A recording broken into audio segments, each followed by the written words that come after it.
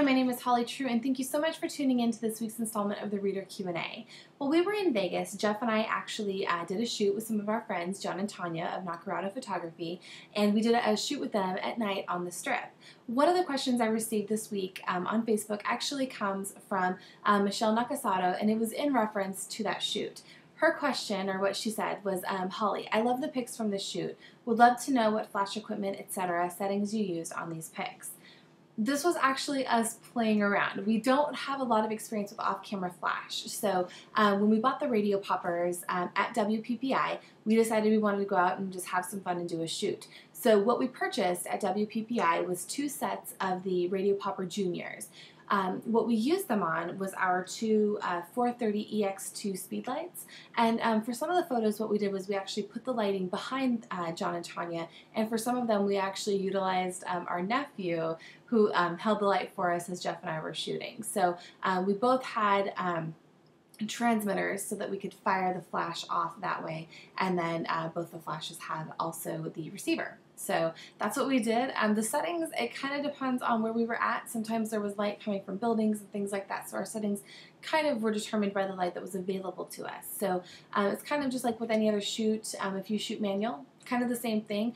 With the junior set, they are strictly manual, so we had to kind of control, again, the lighting the whole entire time. So there are some great tutorials on the radio poppers, as well as a book that you should definitely check out was written by Bob and Dawn Davis, and they are amazing, amazing photographers who really know how to light amazingly. So they have a book called Lights, Camera, Capture. I highly suggest that, and they are actually users of radio poppers. So check that out.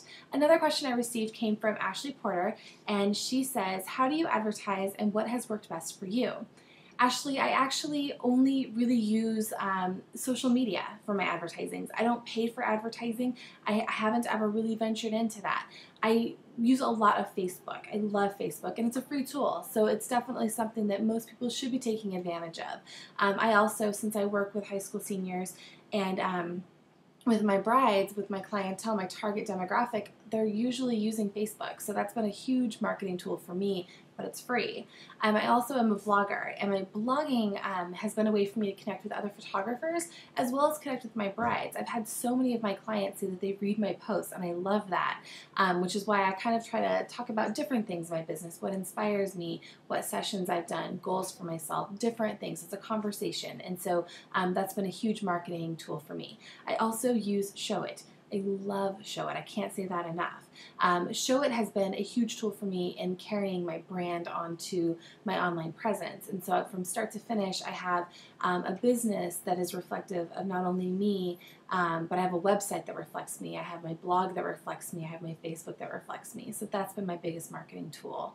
So yeah, that's it. Robin Walker, who's going to be one of my brides this summer, can't wait. She had a question, and she asked, what sort of background poses, couple interactions equals a successful engagement shoot? What do you suggest for a nervous couple, or at least a nervous bride? Robin, you should not be nervous. You're going to be amazing.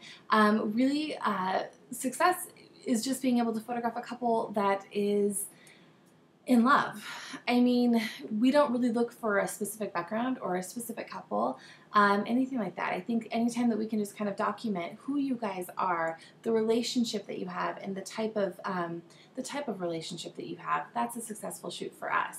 We've had all kinds of different couples. We've had couples that are really lovey-dovey. We've had couples that are really kind of candid. We've had couples who are kind of a little bit more serious, and so it's our job as the photographers to kind of read into that and make sure that we're delivering a shoot that reflects who you guys are.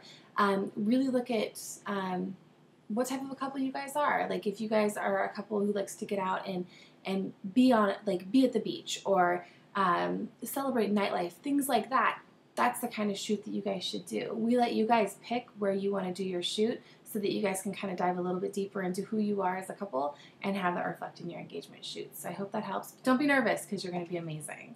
Last question I'm going to be able to tackle today actually comes from my good friend Christy Powell, and she says, how do you make a nervous bride relax or look natural? This kind of plays in a little bit to Robin's question. We actually are not afraid to kind of be dorky, and so Jeff and I are kind of just that way. So we'll usually kind of tease each other or whatever. I don't know. Like, we just kind of like put our couples at ease. That's like the best. I don't know how exactly we do it. It's just kind of our nature. We're a very laid back couple, Jeff and I, and so I think that that translates into our photography as well.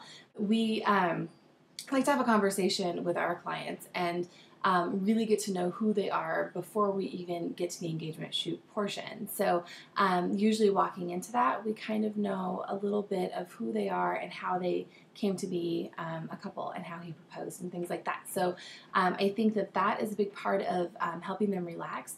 As far as having them look natural, it's really just talking them through the process. And so we might get them into a pose, and if they look like they're a little